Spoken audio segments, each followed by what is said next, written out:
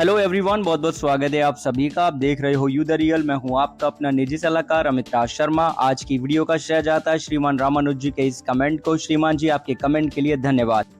ये PNB MetLife गोल ensuring multiplier plan के साथ में कैनरा एचएसबीसी लाइफ के प्रॉमिस फॉर ग्रोथ प्लान के साथ में भारतीय एक्सा वेल्थ मैक्सिमाइजर प्लान को भी जानना चाह रहे थे। तो देखिए, पीएनबी मेटलाइफ के गोल इंश्योरिंग मल्टीप्लायर प्लान और कैनरा एचएसबीसी लाइफ के प्रॉमिस फॉर ग्रोथ प्लान की वीडियोस ऑलरेडी चैनल पे अवेलेबल हैं और ये दोनों ही वीडियो आपको यूलिप प्लान प्लेलिस्ट में मिल जाएंगी। प्लेलिस्ट का लिंक आज की वीडियो के डिस्क्रिप्शन में हमने दे दिया है। अगर आप इन दोनों प्लान के बारे में जानना चाहते हो तो प्लेलिस्ट को जरूर चेक कीजिएगा। आज की वीडियो में हम भारतीय AXA life insurance company limited के वेल्थ मैक्सिमाइजर प्लान की जानकारी को समझ रहे हैं। ये प्लान एक unit link non participating individual life insurance plan है, यानी कि एक यूलिप प्लान इन शॉर्ट। इस प्लान में आपको 2 इन्वेस्टमेंट स्ट्रेटेजी के ऑप्शन के साथ में 8 अलग अलग फंड के ऑप्शन भी मिल जाते हैं। आप इन्वेस्टमेंट स्ट्रेटेजी ऑप्शन चुनते हैं या फिर आप फंड ऑप्शन चुनते हैं। प्रीमियम पे करते हैं इंश्योरेंस कंपनी को, प्रीमियम मार्केट में इन्वेस्ट होता है, उस पे जोखिम आपका होता है। जैसे ही पॉलिसी टर्म कंप्लीट हो जाता है, जो कि आप प्लान लेते वक्त चुनते हैं, उसके बाद में आपको फंड वैल्यू दे दिया जाता है जो at the time of maturity होता है। पॉलिसी टर्म के दौरान आपका जीवन बीमा भी रहता है, राइट। और प्लान में आपको 80C का डिडक्शन भी मिल जाता है। अब कौन ये प्लान ले सकता है समझते हैं, आइए जानते हैं उसके लिए भारतीय एक्सा लाइफ के वेल्थ मैक्सिमाइजर प्लान के एलिजिबिलिटी क्राइटेरिया की जानकारी को। प्लान लेने के लिए जो आयु सीमा रखी गई है वो है 91 डेज से लेकर के 65 ईयर्स तक की, यानी कि न्यूबॉर्न बेबी के साथ में सीनियर सिटीजन भी इस प्लान को ले सकते हैं। मैच्योरिटी एज का जो लिमिट है वो 18 साल से लेके 85 साल तक का है। अगर आपने 5 साल का प्रीमियम पेमेंट टर्म लिया तो उसके साथ 10 साल का पॉलिसी टर्म भी ले सकते हैं, 15 साल का पॉलिसी टर्म भी ले सकते हैं, 20 साल का पॉलिसी टर्म भी और 30 साल का पॉलिसी टर्म भी आपको मिल सकता है। लेकिन अगर आप 7 साल का प्रीमियम पेमेंट टर्म चुनते हैं तो उसके साथ आपको 10 साल का पॉलिसी टर्म नहीं मिलता है। सेम ही चीज अप्लाई होती है 10 साल के प्रीमियम पेमेंट टर्म के साथ नहीं। बाकी तीनों जो ऑप्शन है 15 साल, 20 साल, 30 साल, वो आपको 7 साल और 10 साल के प्रीमियम पेमेंट टर्म के साथ मिल जाते हैं। अगर आप 15 साल का प्रीमियम पेमेंट टर्म लेंगे तो पॉलिसी टर्म के 2 ऑप्शन बचेंगे, 20 साल और 30 साल। दोनों में से जो आपको ठीक लगेगा वो ही आप चुन पाएंगे, ठीक है जी। अब बात आती है यहाँ पे मिनिमम प्रीमियम के लिमिट की सालाना, तो वो 6000 रुपए की मिनिमम प्रीमियम की लिमिट रखी गई है और सालाना प्रीमियम का 10 गुना हमारा होता है लाइफ कवर, तो मिनिमम सम अश्योर्ड का लिमिट हो जाता है यहाँ पे 60,000 रुपए का। आइए हम समझते हैं भारतीय एक्सा लाइफ के वेल्थ मैक्सिमाइजर प्लान के इन्वेस्टमेंट स्ट्रेटेजी ऑप्शन को। तो पहला है सिस्टमैटिक ट्रांसफर, जिसमें इनबिल्ड ऑप्शन है। पहला है सेफ मनी फंड, दूसरा है ग्रो मनी प्लस फंड। तो आप जो प्रीमियम आप पे करेंगे सबसे पहले वो सेफ मनी फंड में ही जाएगा आफ्टर द चार्जेस, राइट। यानी कि सेफ मनी फंड में आपको यूनिट्स मिल जाएंगी, फिर उन यूनिट को कैंसिल करके मंथली बेसिस पे ऑटोमेटिकली ट्रांसफर किया जाएगा ग्रो मनी प्लस फंड में, यानी कि सेफ मनी फंड से मंथली बेसिस में ग्रो मनी प्लस फंड में ऑटोमेटिकली यूनिट परचेज की जाएंगी। ऐसा इसलिए किया जाता है क्योंकि इक्विटी में ज्यादा रिस्क होता है, उसको बैलेंस करने के लिए। दूसरा ऑप्शन है dynamic fund allocation. Dynamic fund allocation में कंपनी कहती है कि मैच्योरिटी से पहले के जो आखिरी 5 साल होते हैं उनमें कंपनी ऑटोमेटिकली अपने आप ही आपके पैसे को, साफ यहाँ पे लिखा है मनीज को, ग्रो प्लस फंड से स्टडी मनी फंड में ट्रांसफर करती है, जैसा कि आप स्क्रीन पे इस चार्ट के थ्रू देख भी रहे हैं। मैच्योरिटी से पहले के जो आखिरी का जो 5 साल होगा उसमें 80% जो आपका फंड होगा, फंड वैल्यू क्या कहोगी यूनिट्स, वो मनी ग्रो प्लस फंड में रहेगा और 20% स्टडी मनी फंड में रहेगा। तो यहाँ पे आप गौर से देखेंगे जैसे जैसे मैच्योरिटी के पास पहुंचते जा रहे हैं वैसे वैसे ग्रो मनी प्लस फंड में जो परसेंटेज है वो डिक्रीज होता जा रहा है। जैसे कि मैच्योरिटी आने के जब 3 साल बचे होंगे, या कहो कि मैच्योरिटी से पहले के जो आखिरी के 3 साल होंगे उसमें 70% मनी जो है वो ग्रो मनी प्लस फंड में रहेगी और 30% स्टडी मनी फंड के अंदर ट्रांसफर की जाएगी। ठीक इसी तरीके से जब मैच्योरिटी आने से पहले का जो ईयर होगा, यानी कि जो लास्ट ईयर होगा, उसमें 100% जो आपके यूनिट्स होंगे वो सभी ट्रांसफर हो जाएंगे स्टडी मनी फंड्स के अंदर, यानी कि जितना भी फंड वैल्यू बन रहा होगा उसको इक्विटी के रिस्क से बचाने के लिए डेट में ट्रांसफर कर दिया जाएगा। यानी कि स्टडी मनी फंड जो है वो डेट फंड है और ग्रो मनी प्लस फंड जो है इक्विटी फंड है, राइट। और अगर आप इन दोनों में से कोई भी स्ट्रेटेजी नहीं चुनते हैं तो आप सेल्फ मैनेज ऑप्शन में जाते हैं, जहाँ पे आप 8 फंड में से कोई भी फंड ऑप्शन चुनते हो उसमें मनी इन्वेस्ट रहती है।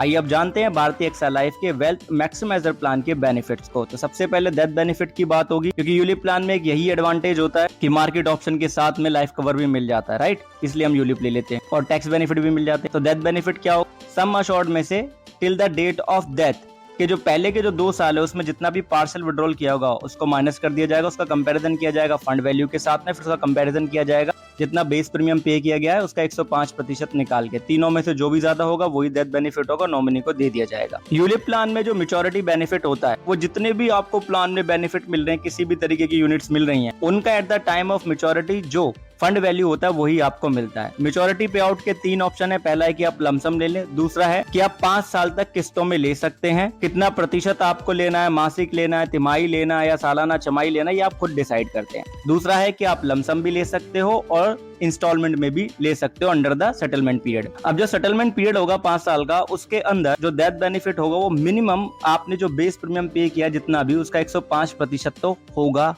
ही, चाहे फंड वैल्यू नेगेटिव ही क्यों ना हो, राइट। अब इसी के साथ में इस प्लान के अंदर जैसे आपके कोई भी जो चार्जेस होते हैं जिनको मैं आगे बताऊंगा, उन सभी चार्जेस का 118% आपको वापस मिल जाता है, यानी कि जो भी चार्ज लगा उससे ज्यादा ही आपको वापस मिलता है। इसी के साथ प्लान में आपको लॉयल्टी एडिशन भी मिलता है, जो कि प्रीमियम पेमेंट टर्म के कंप्लीट होने के बाद at the end of every year जो एवरेज फंड वैल्यू होगा उसका 0.20% आपको मिलता रहेगा। कब से? प्रीमियम पेमेंट टर्म के बाद से मैच्योरिटी तक, राइट।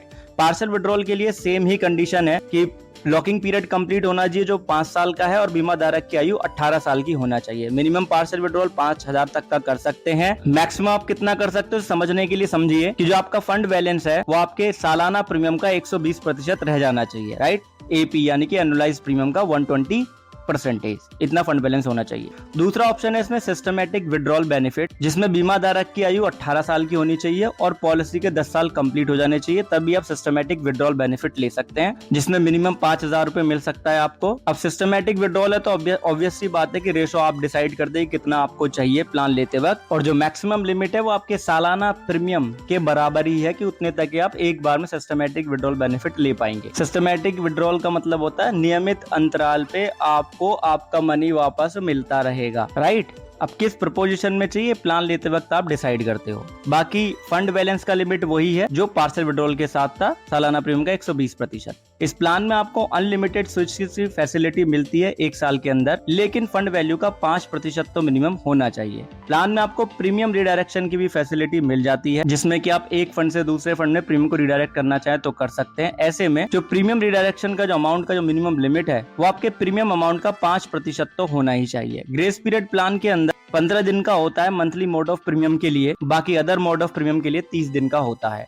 आइए अब जानते हैं भारतीय एक्सा लाइफ के वेल्थ मैक्सिमाइजर प्लान के चार्जेस के बारे में। पहले साल जो प्रीमियम एलोकेशन चार्ज लगेगा वो आपके सालाना बेस प्रीमियम का 2% लगेगा। दूसरे और तीसरे साल पे एनुअलाइज्ड प्रीमियम का मतलब होता है बेस प्रीमियम, उसका 6% आपको लग जाएगा प्रीमियम एलोकेशन चार्ज। पॉलिसी के चौथे साल से लेकर के छठे साल तक 5.5% आपके सालाना बेस प्रीमियम का आपको प्रीमियम एलोकेशन चार्ज लगता है।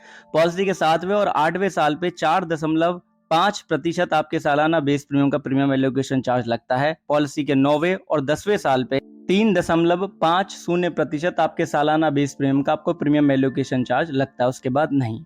पॉलिसी एडमिनिस्ट्रेशन जो चार्ज है वो आपके सालाना बेस प्रीमियम का 0.0625% मंथली लगता है, जिसका मैक्सिमम लिमिट रखा गया 500 रुपए प्रति महीना। ये मैक्सिमम लिमिट है, इससे ज्यादा नहीं होगा। प्लान में मोर्टेलिटी चार्ज लगता है आपकी एज के अनुसार, टर्म के अनुसार, राइट। इसी के साथ में अगर पॉलिसी को डिसकंटिन्यू करते हो तो 1000 से लेके 6000 के बीच में पॉलिसी डिसकंटिन्यू चार्ज भी लग जाता है। आइए हम जानते हैं फंड ऑप्शंस के बारे में। पहला है ग्रोथ अपॉर्चुनिटीज प्लस फंड, जिसमें 80 से 100% तक का विंडो रखा गया है इक्विटी के लिए, यानी कि हाई रिस्क वाला ये फंड हो गया, यानी कि यहाँ पे आपको हाई रिवॉर्ड मिल सकता है। यह फंड कंपनी 29 दिसंबर 2009 में लेकर के आई, तब से लेकर अब तक इसका एवरेज रेट ऑफ रिटर्न रहा है 12.5% का। दूसरा ऑप्शन है ग्रो मनी प्लस फंड, जो कि कंपनी 14 दिसंबर 2009 में लेकर के आई। यहाँ पे भी सेम एक्सपोजर रखा गया इक्विटी का 80 से लेके 100% तक का, यानी कि ये भी एक हाई रिस्क कैटेगरी का ही फंड होगा, तो हाई रिटर्न भी यहाँ पे हो सकता है। 14 दिसंबर 2019 से लेके अब तक जो इसका रेट ऑफ रिटर्न रहा वो 12.18% का रहा। फिर है आपका बिल्ड इंडिया फंड, जिसमें इक्विटी एक्सपोजर सेम ही है, लेकिन जो डेप्ट ऑप्शन यहाँ पे ओपन हो गया है, जो कि पहले के 2 फंड में नहीं था। डेप्ट ऑप्शन के लिए जो लिमिट है वो 0 से लेके 20% है। 0 से लेके 20% तक का लिमिट मनी मार्केट इंस्ट्रूमेंट्स के लिए भी रखा गया है और इक्विटी के लिए 80 से लेके 100% तक का। यानी कि ऐसा हो सकता है कि कंपनी 100% जो प्रीमियम या फंड है वो इक्विटी में ही इन्वेस्ट कर दे। बिल्ड इंडिया फंड कंपनी 15 फरवरी 2010 को लेके आई। ये भी हाई रिस्क कैटेगरी का फंड है और इस फंड का जो रेट ऑफ रिटर्न रहा 15 फरवरी 2010 से लेके वो 11.47% रहा। अगला ऑप्शन है save and grow money fund. ये एक मॉडरेट कैटेगरी का फंड है। यहाँ पे 0 से लेके 90% तक का जो विंडो रखा गया वो डेब्ट ऑप्शन के लिए रखा गया है। मनी मार्केट एंड इंस्ट्रूमेंट्स के लिए 0 से लेके 40% तक का विंडो है और इक्विटी एक्सपोजर रखा गया है वो 0 से लेके 60% तक का रखा गया है। यानी कि समय आने पे ऐसा हो सकता है कि फंड मैनेजर जो असेट्स अंडर द मैनेजमेंट हो उसका 90% तक डेब्ट में ही इन्वेस्ट कर दे। Save and grow money fund 21 अगस्त 2006 को कंपनी लेकर के आई, राइट। और 21 अगस्त 2006 से लेकर के अब तक save and grow money fund का जो रेट ऑफ रिटर्न रहा वो 9.75% रहा। फिर आता है आपका study money fund. Study money fund जो कंपनी लेके आई, डेट ऑफ इंसेप्शन जो है इसकी वो 5 सितंबर 2006 रही। डेप्ट ऑफ में 60% से लेके 100% तक का विंडो रखा गया, यानी कि कैपिंग लिमिट, यानी कि कम से कम 60% तो डेट ऑप्शन में ही जाएगा। तो इसमें पता लग गया कि इक्विटी एक्सपोजर यहाँ पे नील हो जाता है, क्योंकि मनी मार्केट इंस्ट्रूमेंट्स के लिए 0 से लेके 40% तक का विंडो रखा गया है। अब क्योंकि इक्विटी एक्सपोजर यहाँ पे नील हो गया है तो ऑब्वियस सी बात है, हम समझ जाते हैं कि लो रिस्क वाला फंड हो जाता है। लो रिस्क वाला फंड है तो लो ही हमें यहाँ पे रिटर्न देखने के लिए मिल सकता है, जो कि 5 सितंबर 2006 से लेकर अब तक 7.67% है। फिर आपका सेफ मनी फंड। अभी जो सेफ मनी फंड है कंपनी इसको 8 जुलाई 2009 में लेकर के आई। इस फंड में भी इक्विटी एक्सपोजर हमें शून्य ही दिख रहा है। क्यों? क्योंकि डेब्ट के लिए जो लिमिट है वो सेम ही है, 60% से लेके 100% तक का। मनी मार्केट इंस्ट्रूमेंट्स के लिए 0 से लेके 40% तक का। अब क्योंकि इक्विटी एक्सपोजर एनए है यानी कि एप्लीकेबल नहीं हो रहा है, इस वजह से ये वेरी लो रिस्क कैटेगरी या लो रिस्क कैटेगरी का फंड आप इसको मान सकते हैं। अब लो रिस्क कैटेगरी का फंड है तो आपको पता ही है कि यहाँ पे रिटर्न भी लो हो सकता है। 8 जुलाई 2009 से लेके अब तक का जो इसका रेट ऑफ रिटर्न रहा वो 5.80% का रहा।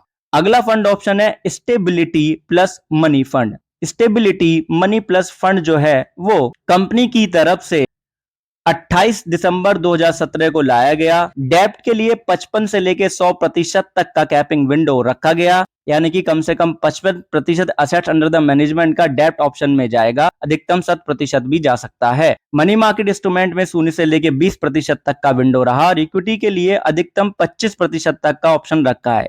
क्योंकि इक्विटी एक्सपोजर इस फंड में मिल रहा है तो मॉडरेट रिस्क यहाँ पे इन्वॉल्व हो जाता है, राइट। क्योंकि इक्विटी एक्सपोजर हाईएस्ट 25% रखा है तो ऑब्वियस सी बात है वहां पे रिस्क है ही, तो इसलिए मॉडरेट कैटेगरी हो गया। 28 दिसंबर 2017 से लेके अब तक इसका जो रेट ऑफ रिटर्न रहा वो 6.33% रहा। अगला फंड ऑप्शन है इमर्जिंग इक्विटी फंड, जहां पे डेब्ट बिल्कुल नील है, यानी कि डेब्ट से रिलेटेड जितने भी ऑप्शंस है मार्केट में वहां पे कोई इन्वेस्टमेंट कंपनी नहीं करेगी इमर्जिंग इक्विटी फंड के थ्रू, क्योंकि नाम से ही पता लग रहा है कि इक्विटी एक्सपोजर यहाँ पे ज्यादा होगा। मनी मार्केट इंस्ट्रूमेंट के लिए 0 से लेके 35% तक का कैपिंग विंडो रखा गया है और इक्विटी के लिए 65 से लेके 100%, यानी कि असेट्स अंडर द मैनेजमेंट का 65 से 100% तक इक्विटी में जा सकता है। अब इक्विटी एक्सपोजर ज्यादा होगा तो रिस्क यहाँ पे ज्यादा होगा, हाई रिस्क कैटेगरी का ये फंड हो जाता है। इमर्जिंग इक्विटी फंड कंपनी की तरफ से 28 सितंबर 2023 को लाया गया, तब से लेके अब तक इसका जो रेट ऑफ रिटर्न रहा वो 24.50% रहा। अब एक और फंड होता है डिसकंटिन्यू पॉलिसी फंड, जो कि कंपनी 19 नवंबर 2011 में लेकर के आई। ये वो फंड होता है जब आप प्रीमियम पे करना बंद कर देते हो समय से पहले, तो इसी फंड के अंदर आपकी सारी यूनिट को ट्रांसफर कर दिया जाता है। मनी मार्केट इंस्ट्रूमेंट में 0 से लेके 40% तक का विंडो है, 60% से लेके 100% तक का जो विंडो गवर्नमेंट सिक्योरिटीज के लिए है। 19 नवंबर 2011 से लेके अब तक जो रेट ऑफ रिटर्न रहा वो 5.51% इसका रहा है। अब हम जानते हैं यहाँ पे फंड मैनेजमेंट चार्जेस के बारे में।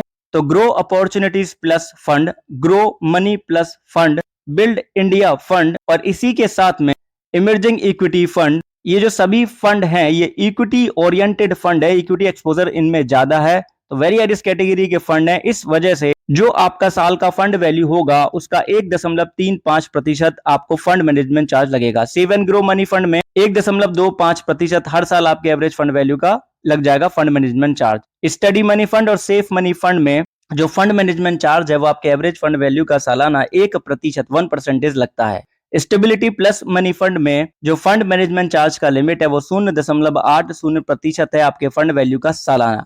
पॉलिसी डिसकंटिन्यू फंड या कहीं के डिसकंटिन्यू पॉलिसी फंड में 0.50% आपके एवरेज फंड वैल्यू का सालाना 0.50% लग जाएगा क्या, फंड मैनेजमेंट चार्ज। ठीक है जी, तो आपको फंड परफॉर्मेंस भी पता लग गई, चार्जेस भी पता लग गए। अब पॉलिसी ब्रोशर में बताया गया है कि श्रीमान वाजपेयी हैं जिनकी उम्र 35 साल की है, ऐसे में उन्होंने 7 साल का प्रीमियम पेमेंट टर्म लिया, सालाना 2 लाख रुपए का वो यहाँ पे प्रीमियम पे कर रहे हैं। कौन से प्लान के लिए, भारतीय एक्सा लाइफ के वेल्थ मैक्सिमाइजर प्लान के लिए, राइट। और ऐसे में उन्होंने 15 साल का पॉलिसी टर्म लिया, राइट। अब सालाना प्रीमियम का 10 गुना तक वो लाइफ कवर ले रहे हैं, तो 20 लाख रुपए का लाइफ कवर यहाँ पे उनका हो गया सम अशोर्ड। तो यानी कि एटीसी के अंदर रिडक्शन इनको मिल सकती है और मेच्योरिटी भी under section 10(10)D tax free मिल सकता है। इन्होंने सेल्फ मैनेज ऑप्शन चुना और ऐसे में ग्रो मनी प्लस फंड के अंदर अपना सारा प्रीमियम यहाँ पे इन्वेस्ट ये कर रहे हैं अंडर द सेल्फ मैनेज, यानी कि सब कुछ ये खुद ही यहाँ पे मैनेज करेंगे, ऑटोमेटिकली कुछ भी नहीं होगा। तो पॉलिसी ब्रोशर हमें बताता है कि जब 15 साल पॉलिसी टर्म के कंप्लीट हो जाएंगे और 4% का अगर रेट ऑफ इंटरेस्ट रहा तो 19,40,139 रुपए का रिटर्न बन सकता है। अगर 8% का रेट ऑफ रिटर्न रहा तो 30,20,195 रुपए का अमाउंट इनको मिल सकता है। अब ये इसको लमसम भी ले सकते हैं या इंस्टॉलमेंट में भी ले सकते हैं। अब ग्रो मनी प्लस फंड के बारे में ऑलरेडी आपको बता ही दिया कि इक्विटी बेस्ड फंड है, 14 दिसंबर 2009 को लेकर आए, तब से लेके अब तक इसका जो रेट ऑफ रिटर्न है वो 12% से ज्यादा का रहा है और जितने भी चार्जेस लगे हैं उसका 118% आपको वापस मिल सकता है। तो 8% का रिटर्न जो प्रोजेक्शन यहाँ पे दी गई है हम उसको सही मान सकते हैं। मान सकते इसलिए क्योंकि आपको पता है ULIP plan is a subject to market risk, जैसा फंड परफॉर्म करेगा वैसा ही रिटर्न आपको मिलता है। पहले से कुछ भी आप गारंटेड ना समझे। आपने ध्यानपूर्वक वीडियो को अंत तक देखा उसके लिए बहुत बहुत धन्यवाद, बहुत बहुत आभार। एक चीज खुद भी समझें, दूसरों को भी समझाएं कि इंश्योरेंस एक प्रोटेक्शन है, प्रोटेक्शन कभी अधूरी नहीं लेते। जानकारी क्लियर तो प्लीज वीडियो को लाइक करें, शेयर करें, चैनल को सब्सक्राइब करके जुड़े रहे हमारे साथ और कमेंट सेक्शन में जरूर बताएं कि अगली वीडियो किस प्लान से संबंधित चाहते हैं। धन्यवाद आप सभी का, अपना ध्यान रखें।